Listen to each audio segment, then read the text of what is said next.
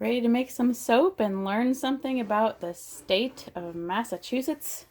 I am.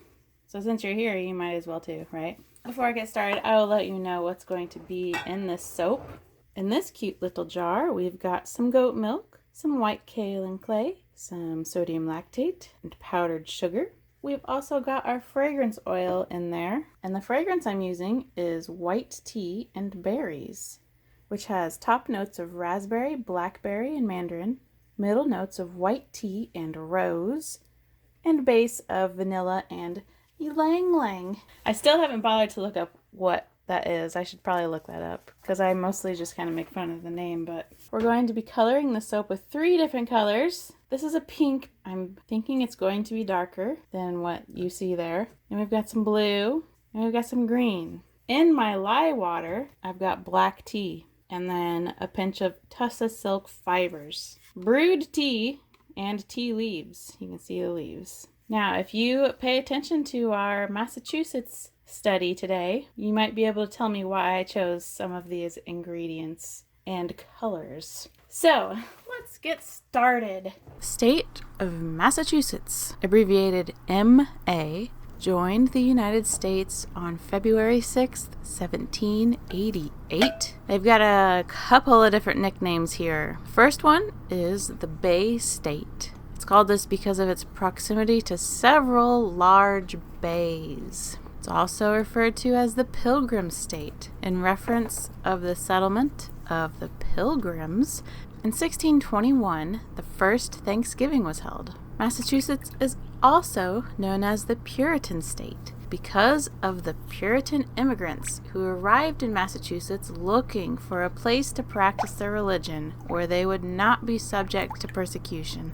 Massachusetts' motto, written here in Latin, translated, "By the sword we seek peace, but peace only under liberty." Their state anthem is "All Hail to Massachusetts." The capital of Massachusetts is Boston. How was Massachusetts named? Very simple. They were named after the Massachusetts Indian tribe that lived in the Great Blue Hill region near Massachusetts Bay. The word Massachusetts is an Algonquin Indian word which roughly translates to large hill place or at the great hill. If you are a citizen of Massachusetts, you are known as a Bay Stater. Moving on to Massachusetts state symbols. Their flag displays the state coat of arms centered on a white field. The shield depicts an Algonquian Native American with a bow and arrow. The arrow is pointed down, signifying peace. A white star with 5 points appears next to the figure's head, signifying Massachusetts as a U.S. state. A blue ribbon surrounds the shield, bearing the state motto, written in Latin. Above the shield is the state military crest, the bent arm holding a broadsword aloft. The sword has its blade up to remind that it was through the American Revolution that liberty was won. The arm itself signifies the philosophy that one would rather lose their right arm than live under tyranny. Massachusetts state colors are blue, green, and cranberry. The state bird is the black-caped chickadee. Their insect is a 7-spotted ladybug. They've got a state dog breed, the Boston Terrier. Their state fish is the cod. Their state flower is the Mayflower. Their state mammal is the tabby cat. Their state marine animal is the right whale. They have a state reptile, which is the garter snake. Garter snakes got their name because of the lines on them. It is reminiscent of garters, if you know what those are. Their state shell is the wrinkled whelk or New England Neptune. And they of course have a state tree, the American elm. Beautiful trees. Their state fossil is dinosaur tracks. Their mineral is the Babingtonite. Their state rock is the Roxbury pudding stone. Massachusetts has a state muffin, the corn muffin. Do you like corn muffins? They tend to be kind of dry whenever I have them. State bean is the baked navy bean. State dessert is the Boston cream pie. State cookie is a chocolate chip cookie. How classic can you get? Their state donut is the Boston cream donut. State fruit is the cranberry. State beverage is the cranberry juice. Their economy, based on their natural resources, is based around dairy products, greenhouse plants, cranberries, hay, scallops, sand, gravel, and crushed stone. Now, before I end our little lecture, I'm very quickly going to mention the Boston Tea Party.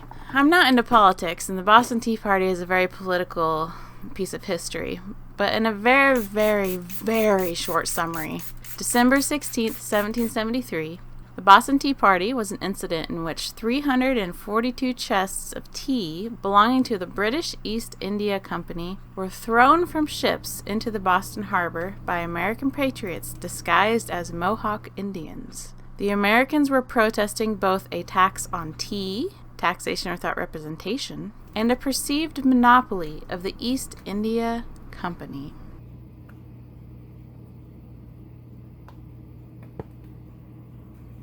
Okay, this turned out very pastel colored.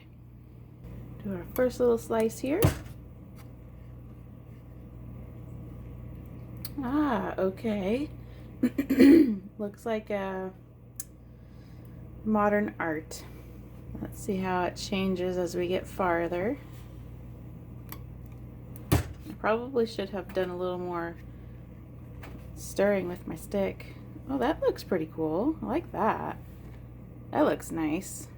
Am I a little too close to you? Let's scoot back a little bit. That looks nice. I like those wispy things.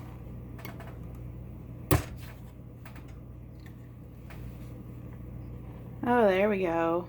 That's a nice swirl in there. So, everybody, continuing my movie reference.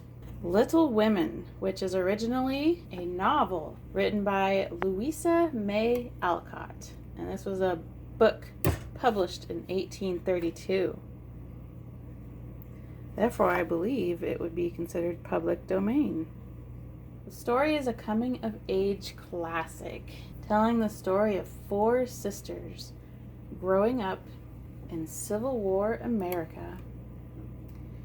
And some of the topics are struggling with poverty, pressures from society, and the pangs of first love. And this story takes place in Concord, Massachusetts, which is also the home of Alcott, the author. Jo is the name of the sister that is followed the closest. I guess you could say she is the main character, but really they're all the main character. But Jo gets a little extra attention, I suppose you could say. So this book, in addition to at least 12 adaptations made for television, the book has inspired 6 feature films. That's a lot of movies.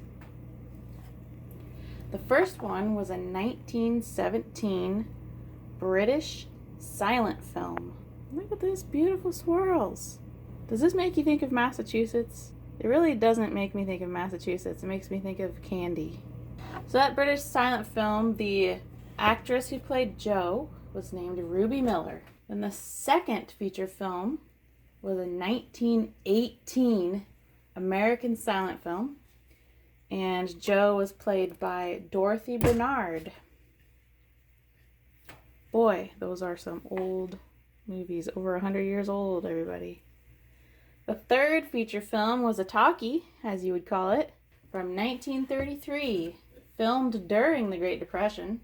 So the movie greatly resonated with the audience because of the poverty aspect of it. And Jo was played by Katharine Hepburn. Then the fourth movie was made in 1949, and it was the first Technicolor movie. Not first Technicolor movie. First Technicolor Little Women movie. And Jo was played by June Allison. Then the fifth movie, which is the only one that I have seen, and it's also the movie that I'm going to get a clip from, is the 1994 movie. And Jo is played by Winona Ryder.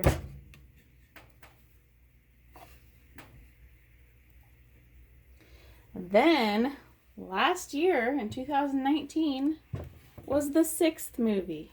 The name of the actress who played Jo is Saurise Ronan. I have no idea how to pronounce her name. Look at that beautiful swirl. This looks like this is the bar. Yep. Okay. All right.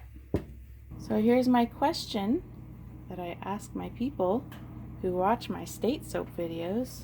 Have you ever been to Massachusetts? I have not ever been to Massachusetts. But sure, I would love to go. I'd like to visit at least every state once. Alrighty, my dear viewers, have a wonderful day. Josh, I'm sorry. No, stay. It's not bad. Hiding place. You see, I don't know anyone, so I feel awkward just standing and staring at people.